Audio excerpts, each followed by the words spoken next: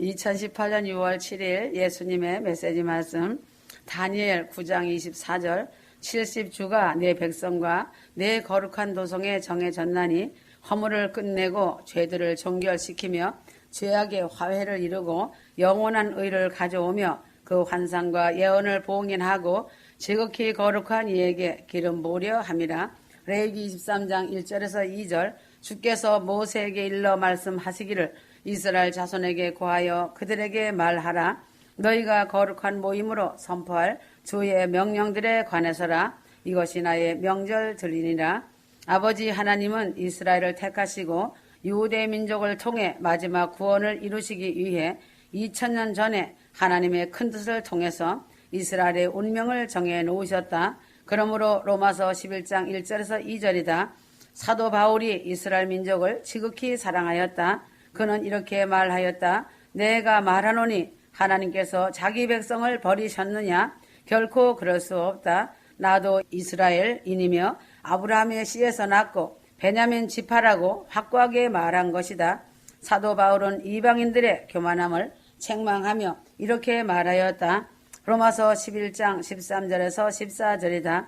내가 이방인인 너희에게 말하노라. 내가 이방인들의 사도이기 때문에 나의 직분을 영광스럽게 여긴다고 하며 이것은 아무쪼록 내가 나의 동족들을 시기나게 하여 그들 가운데서 얼마라도 구원하려고 한다고 강력하게 이방인을 향하여 말했다. 사도 바울은 유대인으로서 이방인의 사도로 부름받아 십자가의 길을 걸은 자다.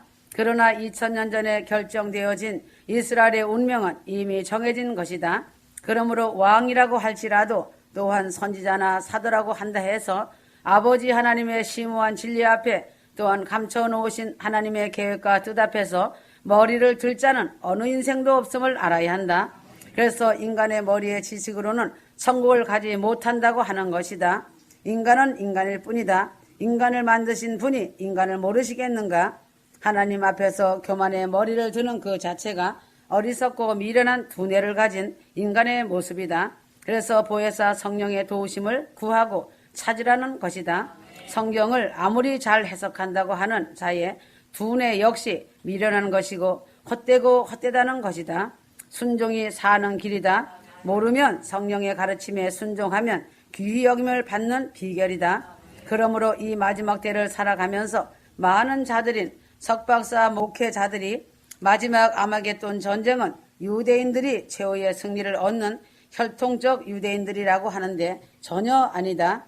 의의 흰옷을 입고 휴거된 신부들이 예수 그리스도의 성품을 입어 아바타가 된 자들이며 하나님의 계명과 진리에 순종하는 의로운 생애를 살며 사랑과 순종으로 복종되어진 휴거로 첫 열매인 신부들이 하나님의 군대로서 용사된 자들이다. 이런 자들이 아마겟돈 전쟁 때 승리를 얻는 영적인 참 이스라엘 용사들이다. 만왕의 왕 예수 그리스도께서 백마를 타시고 지상 재림하시어 내려오실 때 하나님의 군대들이 백마를 타고 그 뒤를 따라 철창 권세를 받고 만왕의 왕과 함께 내려와 아마겟돈 전쟁에서 승리를 거둔다. 그러나 중동 지방에 존재하고 사는 현재 이스라엘 민족은 하나님의 선택된 백성들이 아닌가? 그렇게 생각하면 절대 안 된다. 현재 기독교 안에 들어와 자리매김하고 있는 이교도의 심각한 오해 가운데 아마겟돈 전쟁에서 승리를 얻는 유일한 사람들은 구약 시대부터 하나님의 선택된 유대 민족이라고 가르치고 믿는 것이 큰 오류이다. 이교도 신앙으로 그 관점에서 믿는 것처럼 유대 민족이 지금 이 시대 이 순간에도 하나님의 유일한 선택된 민족이라면 계시록의 마지막 장면인 아마겟돈 전쟁에서 승리를 쟁취하는 이스라엘 역시 유대 민족이라고 사도 요한에 의해 기록되어 있어야 한다. 그러나 사도 요한은 그렇게 기록하지 아니하였다. 주 하나님이 가르쳐 주시고 말씀해 주신 대로 기록한 책이 계시록이다. 그러나 성경은 심오한 진리 안에서 유대 민족은 선택된 민족으로서 큰 특권을 2000년 전에 이미 잃어버렸다고 말씀하고 있다. 그러므로 유대 민족에게 주어졌던 마지막 구원의 큰 유예 기간이 70주일이라는 놀라운 사실이다. 구약에 기록된 말씀에 보면 유대 민족의 역사가 잘 표현되어 있다.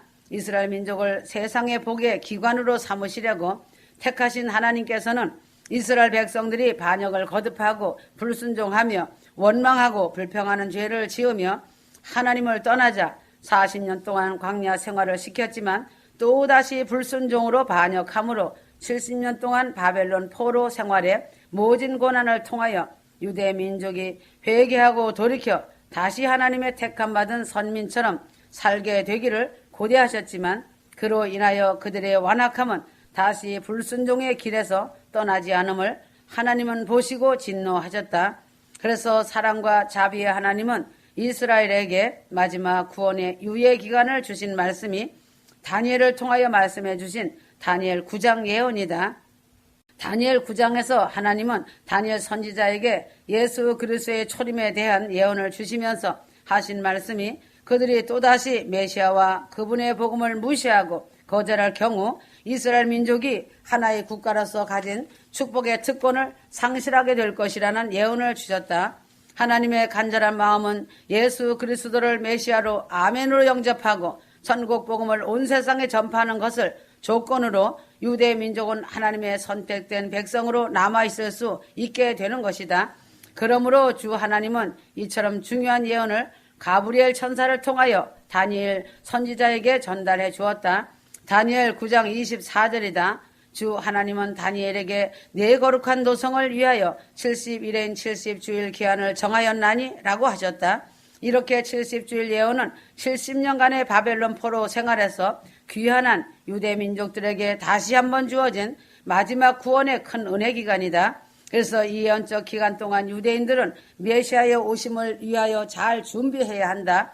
그러므로 다니엘 9장에 나와 있는 이 예언의 의미를 이해하고 알아야 한다. 70주일이라는 영적인 암호를 풀어야 한다. 그래서 기간적인 예언을 해석해서 알라고 하나님께서 비밀을 알 수 있는 해독할 수 있는 법을 성경에 이미 기록해 놓으셨다는 것이다. 일일은 1년이다. 에스겔 4장 6절이다. 내가 네게 하루를 1년으로 정하였느니라 하셨다. 민수기 14장 34절이다. 너희가 그 땅을 탐지한 날수를 따라 그 40일의 하루를 1년으로 하여 40년간 너희가 죄악을 질지니 그리하여 너희가 나의 약속의 파기를 알라 하라 하셨다. 그래서 건축하는 기사들이 1cm를 1m로 계산하여 건축 도면을 그리는 것처럼 하나님께서 주신 기간적 예언을 해석할 때에도 그분께서 지정하신 특별한 계산 원칙을 따라가야 한다. 그러므로 선지자 다니엘이 이 예언을 잘 이해하도록 성경의 계산 원칙에 따라 70주일은 490일, 70주일 곱하기 7이 된다. 그래서 490일은 기간적 예언의 계산 원칙에 의거해서 490년이 된다는 것이다. 그러면 490년의 시작이 되는 시점은 언제인가? 가브리엘 천사의 설명이다. 다니엘 9장 25절. 그러므로 알고 깨달으라. 예루살렘을 복원하고 건축하라는 그 명령이 나오는 때부터 메시아 통치까지 7주와 62주가 될 것이요. 그 거리와 성벽이 재건되리니 곧 고난스러운 때들이라. 다니엘이 가브리엘 천사를 통해 받은 모든 것이 분명해진 것이다. 70주 즉 490년의 시작점은 예루살렘성을 중건하라는 명령이 내려질 때다. 그때부터 시작해서 7주일과 62주일 즉 69주일은 69 곱하기 7은 483일이다. 즉 483년이 지나면 기름 부음을 받은 자 곧 메시아가 나타날 것이라는 것을 가브리엘 천사가 설명하였다. 그러면 70주일 예언의 시작점인 예루살렘을 중건하라는 영이 내려진 해는 언제인가? 마지막 중건하라는 명령이 언제 선포되었는가? 에스라 7장 7절에서 13절이다.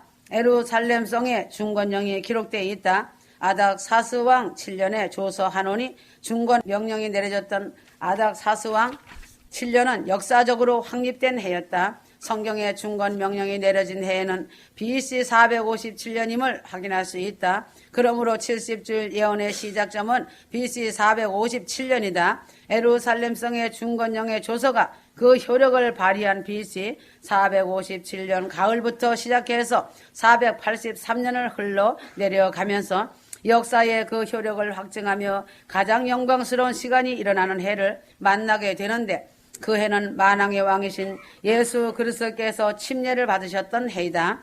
기름 부음을 받으신 영광의 해였던 것이다. 참으로 놀라운 아버지 하나님의 계획하신 프로그램의 역사가 전개되는 해였다. 누가복음 3장 1절 예수께서 침례받은 해에 관한 결정적인 말씀이다. 티베리오 가이사가 집권한 지 15년 되던 해에 본디오 필라도가 유대 총독으로 갈릴리의 영주는 헤롯이고 하였다. 그 역사는 가이사가 즉위한 해가 AD 12년이라고 말하고 있다. 그렇다면 티베리오 가이사 즉위 15년은 AD 12년에 15년을 더한 해는 AD 27년이 된다. AD 27년에 무슨 사건이 일어났는가? 누가복음 3장 21절에 정답이 나와 있다. 모든 백성이 침례를 받을 때에 예수께서도 침례를 받으시고 기도하시자 하늘이 열리고 22절 성령께서 비둘기 같은 형체로 그분 위에 내려오시니 하늘에서 한 음성이 나와서 말하기를 너는 내 사랑하는 아들이요 내 안에서 내가 기뻐하노라고 하시더라. 아버지 하나님께서 성령과 능력을 기름 붓듯 하심으로써 다니엘 9장 24절에 기록한 기름 부음을 받은 자이신 메시아라는 예언이 성취되었던 것이다. 그러므로 예수 그리스도께서 다니엘의 예언의 근거로 지상사역을 시작하셨다. 그리고 천국복음 말씀을 하신 것이다. 마가복음 1장 14절에서 15절 말씀하시기를 그때가 찼고 하나님의 나라가 가까이 왔도다. 너희는 회개하고 복음을 믿으라고 하시니라. 예수님은 때가 찼다고 하셨는데 무슨 때가 찬 것인가? 예수님께서 다니엘 9장에 예언되어 있는 69주일 483년이라는 예언의 때가 찼던 것을 말씀하신 것이다. 그러므로 예언된 대로 서기 27년에 예수께서 침례를 받으셨으며 성령으로 기름 부음을 받은 후 공중 전도를 시작하셨던 것이다. 그러나 70주일 중에 마지막 남은 한 주일, 70주일은 69주일, 일주일 동안, 즉 7년 동안에는 어떤 일이 이루어지는가? 그래서 마지막 남은 일주일에 대하여 가브리엘 천사가 말했다. 62일의 이후에 기름 부음을 받은 자 메시아가 끊어져 없어지겠고 말하였다. 다니엘 9장 26절이다. 그러므로 가브리엘 천사는 62주일 1회 후 서기 27년 이후에 예수 그리스도께서 십자가상에서 끊어져 없어질 것이라는 그 사실을 말한 후에 예수께서 메시아로 하신 일에 대하여 자세한 말로 전해주었다. 그러므로 가브리엘 천사가 말한 메시아가 끊어질 것이라고 말한 그대로 1초도 틀리지 않고 정확한 날과 그 시간에 예수 그리스도이신 메시아를 살해한 유대 민족이었다. 그가 장차 많은 사람으로 더불어 한 일해 동안의 언약을 굳게 정하겠고 그가 그 일해의 절반의 예물을 금지할 것이며 27절 이 말씀에서 일해의 절반은 7년 환란 후 3년 반을 말하는 것이다. 예수께서 침례를 받으시고 공생애를 시작하신 서기 27년 가을부터 3년 반 후인 서기 31년 봄에 어떤 사건들이 일어났는가? 아담과 하와가 범죄한 이후에 메시아의 죽음을 상징하여 드려온 제사와 예물을 금지하게 만드는 사건이 일어났다. 오랜 세월 동안 유대인들은 흠없는 어린 양을 성소의 양의 죽음을 통해 죄의 용서를 받아왔다. 그러나 마지막 70번째 주일에 중간인 서기 31년 봄에 예수 그리스도께서 속죄 양이 되셔서 십자가 사건을 통해 죽으심으로써 더 이상 양을 잡아서 죽이는 제사 제도가 필요 없게 된 것이다. 하나님이 제사와 예물을 원치 아니하시고 오직 나를 위하여 한 몸을 예비하였도다. 이에 내가 말하기를 하나님이여 보시옵소서 두루마리 책에 나를 가리켜 기록한 것 같이 하나님의 뜻을 행하러 왔나이다 하셨다. 히브리서 10장 5절에서 7절, 히브리서 10장 12절에서 18절 이분은 한 번의 속죄제를 영원히 드린 후 하나님의 오른편에 앉으셔서 그 후로는 그의 원수들을 자기 발판으로 삼으실 때까지 기다리시느니라. 18절 이제 이것들을 용서하신 곳에는 더 이상 속죄제가 없느니라 하였다. 예수께서 십자가에 돌아가심으로 더 이상 양을 잡아 죽이는 제사 제도가 필요 없게 되었다. 이 사실을 알려주는 기적의 말씀이 성소에서 일어났다는 것이다. 마태복음 27장 50절이다. 예수께서 다시 큰 음성으로 소리 지르신 후 숨을 거두시더라. 51절 그런데 보라 성전의 휘장이 위에서 아래까지 둘러 찢어지고 땅이 흔들리며 바위들이 갈라지고 무덤들이 열리며 잠들었던 많은 성도들 몸이 일어났으며 하였다. 그러므로 성소 안에 있던 성전 휘장이 찢어짐으로써는 모세가 제도에 대해서 기록하였던 의문의 율법이 정하고 있는 제사와 예물이 더 이상 필요 없게 됨을 말한다. 그리스도인들을 거스르고 대적하던 의문에 쓴 증서를 도말하시고 제하여 버리시고 십자가에 못 박히시고 대속의 구원 역사를 이루셨다. 골로새서 2장 14절 그러나 유대 민족은 메시아를 거절하고 죽였지만 사랑과 긍휼의 자비가 충만하신 아버지 하나님께서는 70주일이 끝마쳐지는 순간까지라도 유대 민족이 십자가에다 죽음으로 내몰아 돌아가신 예수 그리스도의 죽음과 희생의 깊은 사랑의 뜻을 깨닫게 되기를 고대하시는 것이다. 그래서 유대 민족의 운명이 정확한 시간에 극적으로 결정될 구원을 이루시는 것이다. 그러나 그들은 490년을 주어진 그 세월을 채우기까지 반역과 불순종의 대로의 길을 고집하였다. 마지막 7년 절반인 서기 31년에 십자가가 세워졌고 이제 그 나머지 3년 반이 지나면 하나님께서 유대 민족에게 허락하신 70주일 7년 환란의 전체 예언이 완전 종결된다. 십자가 이후에도 한참 동안 제자들은 유대 민족의 구원을 위해서 일하였다.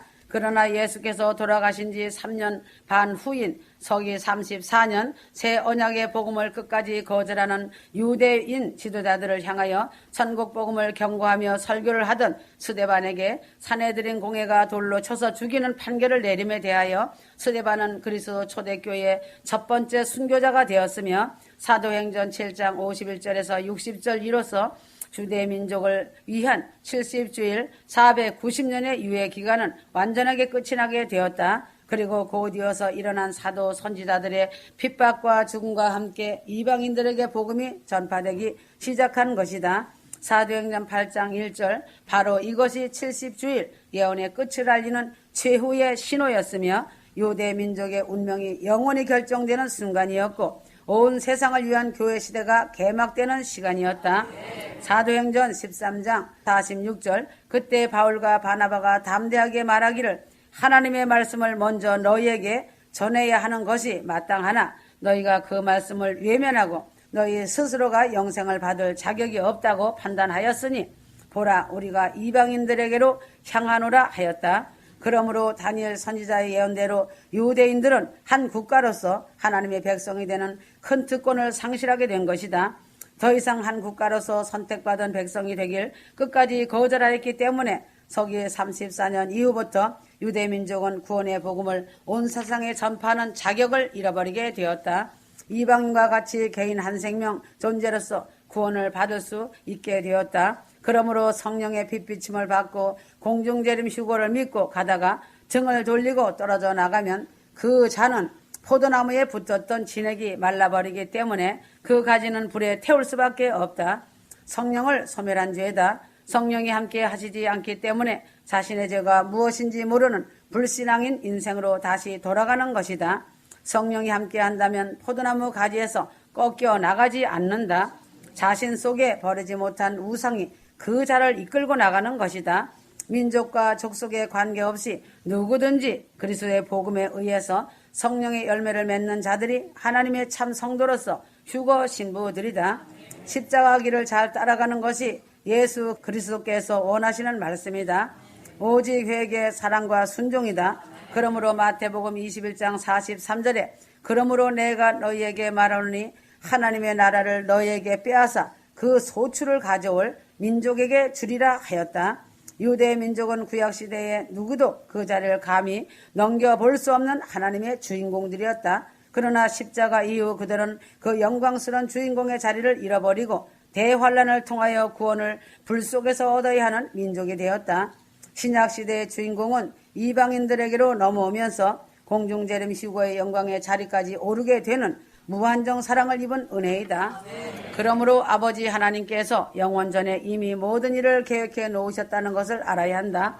하나님께서 모든 것을 철저하게 통치하고 계시는 것이다. 하나님은 전지전능하시기에 미리 아들이 언제 죽을지를 결정해 놓으신 것이다. 어느 날 어느 시간에 죽을지를 결정해 놓으셨다는 사실이다. 이런 사실이 유대교에서는 3,500년 동안 알려져 왔던 일이다. 예수님이 십자가에 달리시기 전에 노래를 부르고 감람산으로 가셨다. 유대인들은 이 노래를 3000년이 넘도록 불러왔다. 레위기 23장 1절에서 2절 말씀이 중요하다. 이스라엘에게 절기에 대해 자세하게 말씀하시고 있다. 주 하나님의 명절들과 안식일과 절기들에 대한 말씀이다. 절기라고 하면 음식을 생각하는데 전혀 아니다. 부정확한 번역 오류다. 절기라는 말은 히브리어로 모에드로 정해진 시간이란 말이다. 하나님께 시간표가 있어서 이렇게 부르신 것이다. 하나님께서 내가 모든 절기를 이스라엘에게 주자. 이 정해진 시간은 내가 역사 속에서 개입할 시간이다. 그래서 모에드는 정해진 시간 혹은 계절로 특별한 축제이다. 모에드는 서로 동의했기에 즉 정해놓았기에 결정된 어떤 시간으로 특별한 잔치인 날이다. 결혼식이 열리기로 정해놓은 시간이란 비밀인 암시가 있다. 결혼하려면 상대방이 누구인지 알아야 한다. 시간을 몰라서 결혼식에 나가지 못한다면 슬픈 일이 아닌가. 신랑이 신부와 동의하에 정해놓은 시간이고 미리 알려준 시간이기에 약혼이 언제인지 모든 사람이 알고 있다. 시간은 전 세계가 다른 시간대를 나타낸다. 성경적 달력이 있고 인간적인 달력이 있다는 것이다. 그러므로 하나님의 달력이 있고 인간적인 달력이 있으며 하나님의 시간대가 있고 인간의 시간대가 있다.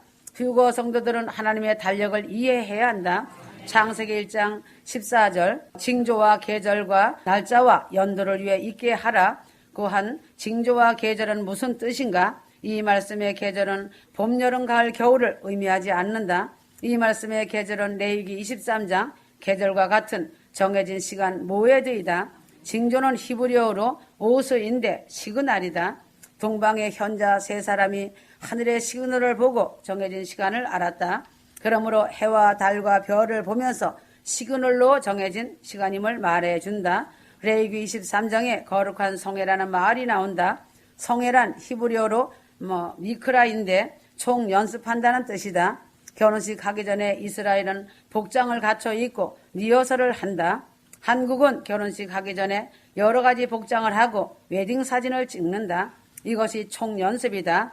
1500년 동안 유대인들은 니산월 14일에 유월절 양을 잡아왔다. 왜인가? 1500년이 지나고 난 후 유월절 어린 양이 즉 예수님이 니산월 14일에 죽을 것이었기 때문에 그렇게 연습한 것이다.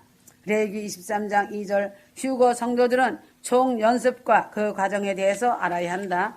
하나님께서 이스라엘 자녀들에게 말해라. 하나님께서 정해주신 시간은 거룩한 총연습 시간이다. 이 절기들은 내가 따로 정해놓은 시간이다. 하나님께서 역사 가운데 신성하게 정해놓으신 절기는 그리스도의 초림을 의미하는 절기뿐만 아니라 공중재림 휴거를 의미하는 절기도 있다.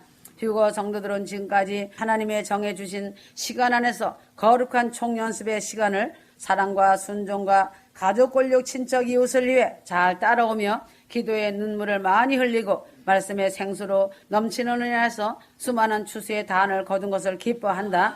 그래서 이긴 자가 된 것이다. 레위기에 너는 선포하라고 말씀하셨다. 선포란 미크라에서 온 카라라는 말이다. 이 뜻은 불러내라는 뜻이고 출판하라는 뜻이며 낭독하라는 깊은 뜻이 있는 말이다. 마태복음 22장 3절에서 4절 이 말씀은 새로운 언약에 관한 것이다. 그러므로 레위기 23장 5절에서 6절 레위기 23장 1절에서 2절 주님의 절기를 나의 절기라고 하셨다. 이 말씀에 의하면 유대인의 유월절이 아니라 여호와의 유월절이라는 것을 말씀하셨다. 그러므로 휴거 성도들은 주 하나님께 속해 있기 때문에 유월절과 오순절은 휴거 성도들의 것이다. 다른 모든 절기들도 휴거 성도들의 것들이 있다. 또한 유대인들에게 해당되는 절기들이 있다. 니산월 15일은 무교절이다. 주님은 7일 동안 무교병, 즉 발효 안 된 빵을 먹으라고 하셨다. 레위기 23장 5절에서 6절은 유월절 14일이 되고 다음 날부터 무교절이 시작되어 7일 동안 지속된다. 레위기 23장 10절에서 11절 이 절기는 초실절 첫 열매를 드리는 절기다. 봄의 보리가 추수되는 때이다. 무교절의 기간 안에 초실절 절기가 들어간다. 니산월 14일은 6월절이고 15일은 7일이 지속되는 무교절이 시작하는 날이고 18절은 안식일이 지나고 난 후 초실절이다. 레위기 23장 15절 17절 이 떡 두 개는 무교병이 아니다. 발효된 빵이다. 이 절기는 어느 절기인가? 오순절이다. 지금 휴거 성도들이 오순절을 지나고 있는 때다. 그러므로 유대인들은 오순절 성령 강림 전에 1500년 동안 오순절을 지켰다. 51일이란 수에서 오순절이 왔다. 유대인들의 원조 오순절파인 것이다. 휴거 성도들은 출애굽, 오순절, 무교절 파라고 보면 된다. 유대인들은 오순절 있기 전에도 오순절을 지켜왔다. 그들은 사실 3500년 동안 그렇게 해왔다. 이 절기들은 총연습이기 때문에 특정한 방법대로 지켜져야 한다. 그 모든 율례와 규례대로 지켜야 신랑 대신 예수 그리스도 메시아를 볼 수 있다. 휴거 성도들은 어린 양 예수님의 피로 맺어진 관계이다. 그래서 7년 환란 전에 휴거로 신랑 주님이 데려가신다. 이제는 이 지구를 떠나는 휴거의 성취를 눈앞에 두고 있는 때다. 이제는 오늘 하루의 시간이 중요한 시점이다. 6월절, 오순절, 초실절, 무교절을 통해 이 첫열매 휴거 성도들의 예언의 말씀이 이루어질 것이다. 하나님의 달력이 다 넘어가고 있는 때이다. 나오미와 룻이 보리 추수 때에 이스라엘 베들레헴 보아스에게로 왔다. 이 말씀이 중요한 것이다. 아멘.